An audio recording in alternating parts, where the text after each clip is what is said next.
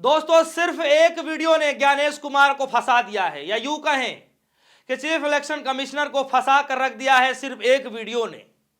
दोस्तों आप सभी को याद होगा कि ज्ञानेश कुमार जी प्रेस कॉन्फ्रेंस कर रहे होते हैं और राहुल गांधी जो सवाल पूछते हैं उनके सवालों का जवाब ना दे करके बल्कि खुद उनसे एफिडेविट मांग रहे होते हैं। आप सभी को पता है कि राहुल गांधी अब तक 3 बार बड़ी प्रेस कॉन्फ्रेंस कर चुके हैं, या यूं कहें कि 3 बार बड़ी प्रेजेंटेशन दे चुके हैं देश के सामने, जनता के सामने, तमाम मीडिया के सामने। और राहुल गांधी जिस तरीके से वोट डिलीशन को लेकर के, वोट एडिशन को लेकर के और साथ साथ जो तीसरा एच फाइल का जो खुलासा किया था, यानी हरियाणा विधानसभा चुनाव को लेकर खुलासा किया था, इन सभी खुलासों को लेकर अब तक जवाब नहीं दिया जा रहा है। लेकिन ज्ञानेश कुमार जी से जो राहुल गांधी ने सवाल पूछा कि भैया हमें सीसीटीवी फुटेज चाहिए कि कोई व्यक्ति कहीं 2 जगह तो वोट नहीं डाल रहा है, क्योंकि राहुल गांधी ने साफ तौर पर आरोप लगाया था कि कई जगहों पर, जैसे हरियाणा में ही उन्होंने एग्जाम्पल दिया और कहा कि कई सारे ऐसे वोटर हैं, कई हजार ऐसे वोटर हैं जो उत्तर प्रदेश की रहने वाले हैं, उत्तर प्रदेश के रहने वाले हैं, बीजेपी पार्टी से जुड़े हुए लोग हैं और वोट देने के लिए हरियाणा आ जाते हैं। यानी उत्तर प्रदेश के अंदर तो वोट देते ही देते हैं, हरियाणा में भी वोट देते हैं। और यह आरोप, गंभीर आरोप राहुल गांधी ने लगाया था।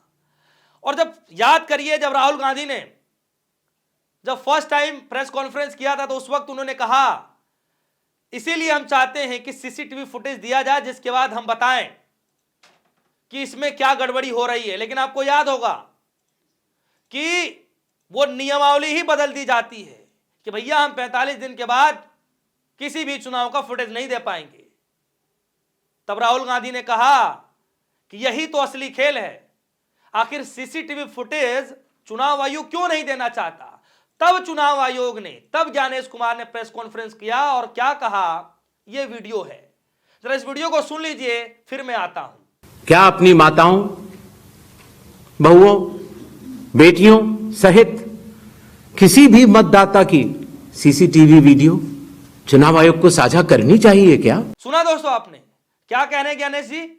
कह रहे हैं कि क्या आपके माताओं, बहुओं, आपके सिस्टर यानी बहनें, उनकी वीडियो क्या चुनाव आयोग को सार्वजनिक करनी चाहिए क्या? करनी चाहिए क्या? ज्ञानेश जी बोल रहे हैं। और आज दोस्तों आपको जानकर हैरानी होगी कि एसआईआर की प्रक्रिया के तहत जो बीएलओ के ऊपर काम का जो प्रेशर है, जो दबाव है, या यूं कहें कि सब कुछ अच्छा चंगा सी दिखाने के लिए ये जो पोस्टर देख रहे हैं एक्चुअल में ये वीडियो है, लगभग 20 से 22 सेकंड की वीडियो है, रील की फॉर्मेट में है। मैंने इसको सिर्फ स्क्रीनशॉट लेकर के लगाया है और इस वीडियो में जितने बीएलओ हैं, चुनाव आयोग ने जिनको काम सौंपा है, वो सब डांस करते हुए, नाचते हुए नजर आ रहे हैं। यानी ये बताया जा रहा है कि एक तरफ ये बताया जा रहा है कि बीएलओ किस तरीके से गलत कदम उठा रहे हैं, परेशान हो रहे हैं, कई सारी वीडियोज निकल कर आ रही हैं और आज सदन के अंदर भी ये मसला उठा। लेकिन दूसरे तरफ आप देखिए कि ज्ञानेश कुमार जी, इलेक्शन कमीशन की तरफ से यह बताया जा रहा है वीडियो साझा करके कि सब चंगा है, सब बढ़िया है। यह वीडियो शेयर किया गया दोस्तों। और सबसे बड़ी बात है, आप कहेंगे कि इस वीडियो शेयर करने वाले इसमें नया क्या है? नया है दरअसल इस वीडियो में आप देखेंगे कई सारी फोटोज मैंने क्लिक किया, जरा देखिए, एक एक स्लाइड करके मैं आपको दिखा रहा हूं। कई सारी इसमें माताएं हैं, किसी की बहनें हैं, किसी की बहुएं हैं, यानी इसमें महिलाएं हैं दोस्तों, और वो सब डांस करते हुए, एंजॉय करते हुए नजर आ रहे हैं। इसमें डांस करना, एंजॉय करना कोई बुरी बात नहीं है, कोई गलत बात नहीं है। लेकिन चुनाव आयोग ने इन्हीं माताओं के, इन्हीं बहनों के, इन्हीं बहुओं के डेटा शेयर कर दिया, सार्वजनिक कर दिया। और इसीलिए आज पूरे दिन इस मुद्दे को लेकर के काफी गहमागहमी देखने को मिला। सबसे पहले सीसीटीवी फुटेज को लेकर के ज्ञानेश कुमार ने जो कहा था, उसके बाद बिहार के चुनाव के दौरान राहुल गांधी ने जो सीसीटीवी फुटेज को लेकर कहा, वो आपको एक बार सुन लेना चाहिए, फिर मैं आगे आता हूं। जरा सुनिए राहुल गांधी ने क्या कहा था। इलेक्शन कमीशन से कहा उनको कहा हमें वीडियोग्राफी दिखाओ, इलेक्शन कमीशन ने मना कर दिया। उसके बाद हमने इंक्वायरी शुरू की। कर्नाटक में एक लोकसभा एक विधानसभा में हमने इंक्वायरी शुरू की, सारे के सारे रिकॉर्ड निकाले और एक रिकॉर्ड को दूसरे रिकॉर्ड से कंपेयर किया। भाई और बहनों, पता लगा कि एक विधानसभा में 1,00,000 से ज्यादा वोट चोरी हुए और इन वोटों के कारण लोकसभा की सीट कर्नाटक में बीजेपी जीती। हमने ये प्रेस कॉन्फ्रेंस में कहा,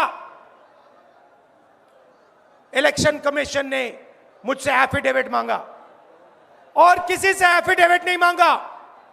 कुछ दिन पहले बीजेपी के लोग प्रेस कॉन्फ्रेंस करते हैं, उनसे कोई एफिडेविट नहीं मांगा, मुझसे एफिडेविट मांगा। कहते हैं कि आप एफिडेविट दो कि आपने जो हमें कहा, आपने जो डेटा रखा है वो सही है। उन्हीं का डेटा है, उन्हीं के आंकड़े हैं, मुझसे एफिडेविट मांग रहे हैं। हमने उनसे सीसीटीवी जो वीडियोग्राफी है वो मांगी, मना कर दी। भाइयों और बहनों, मैं आपको इस स्टेज से कह रहा हूं कि पूरे हिंदुस्तान में विधानसभा के चुनाव, लोकसभा के चुनाव चोरी किए जा रहे हैं। राहुल गांधी जी किस तरीके से कह रहे हैं कि सीसीटीवी फुटेज मांगा जाता है, नहीं दिया जाता, उल्टे उनसे एफिडेविट मांगा जाता है, जबकि वही सेम सवाल बीजेपी के कई नेता पूछते हैं, तब उनसे सवाल और उनसे एफिडेविट नहीं मांगा जाता है। दोस्तों, याद करिए कि जब राहुल गांधी ने इस तरीके के सवाल पूछने जब शुरू किए तो ज्ञानेश कुमार जी राहुल गांधी को लेकर के जो बात कह रहे थे, जो चैलेंज दे रहे थे, या तो आपको 7 दिनों में एफिडेविट देना पड़ेगा वरना देश से माफी मांगनी पड़ेगी, इस तरीके से लगातार कह रहे थे, और वही मीडिया के सामने। मैं तो कहता हूं कि राहुल गांधी को आप अपने दफ्तर बुला लीजिए, या ये यूं कहें कि राहुल गांधी के दफ्तर आप आ जाइए, वही सवाल जवाब हो जाएगा। कर दीजिए चालू कैमरा। यही बात तो टीएमसी ने भी कही थी कि भैया बंद दरवाजे के अंदर मत कीजिए, खुलेआम कीजिए, देश की जनता देखे कि कितनी पारदर्शिता की जा रही है, जो हम सवाल पूछ रहे हैं उसका जवाब कैसे दिया जा रहा है, लेकिन नहीं दिया गया। और उस वक्त मीडिया में चर्चा चल रही थी और यह कहा जा रहा था कि कम से कम ज्ञानेश कुमार जी जिस पद पर बैठे हैं कम से कम उसकी गरिमा रखते। मीडिया के सामने इस तरीके से अंदाज, इस तरीके से साराना अंदाज, चाहे जो भी चैलेंज करना था, मीडिया के सामने क्यों कर रहे थे, राहुल गांधी के सामने कर लेते।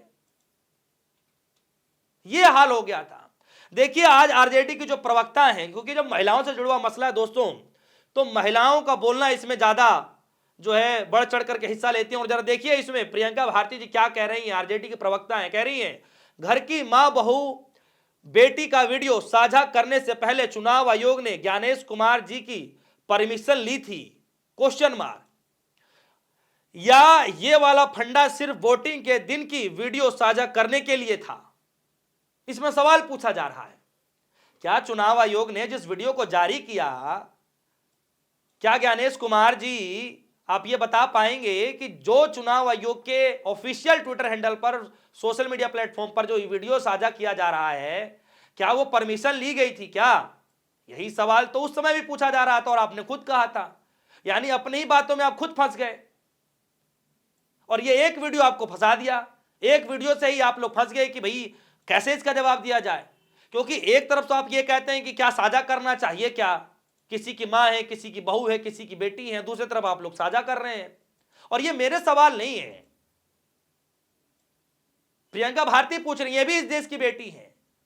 जब आपने कहा तो वो सवाल पूछ रही है, और जब आपने पहले बार कहा था उसके बाद याद करिए कि किस तरीके से वोटिंग की जा रही थी सदन के अंदर में उपराष्ट्रपति चुनाव को लेकर के, उस वक्त वीडियो साझे किए जा रहे थे, तब भी विपक्षी पार्टी के नेता पूछ रहे थे, क्योंकि कई सारी महिला सांसद हैं, उनकी सबकी वीडियो जो है लाइव टेलीकास्ट किया जा रहा था, दिखाया जा रहा था। उस वक्त भी पूछा जा रहा था कि क्या माताओं, बहनों, बेटियों का इस तरीके से वीडियो सार्वजनिक करना चाहिए क्या, बिना परमिशन लिए? तभी जवाब नहीं दिया गया। यह हाल हो गया है। दोस्तों, इस खबर पर आपकी क्या राय है? क्या सच में ज्ञानेश कुमार जी जो अपने बयान दे रहे थे, जो प्रेस कॉन्फ्रेंस कर रहे थे, क्या उन बयानों में खुद ही फंस चुके हैं, या फिर ज्ञानेश कुमार जी कहना कुछ और चाहते थे, कह कुछ और दिए, और उसके बाद ज्ञानेश कुमार जी का वीडियो जो है, क्या इलेक्शन कमीशन के जो सोशल मीडिया को जो मैनेज करने वाले लोग हैं, क्या उनको नहीं पता कि ज्ञानेश कुमार जी ने कैसा भाषण दिया था, कैसा बयान दिया था, जो उनके एकदम विपरीत ही वीडियो डाल दिया गया? आपको क्या लगता है? वीडियो कमेंट सेक्शन में जाएगा, अपनी राय रखिएगा। फिलहाल के लिए दीजिए इजाजत, देखते रहिए न्यूज़। धन्यवाद।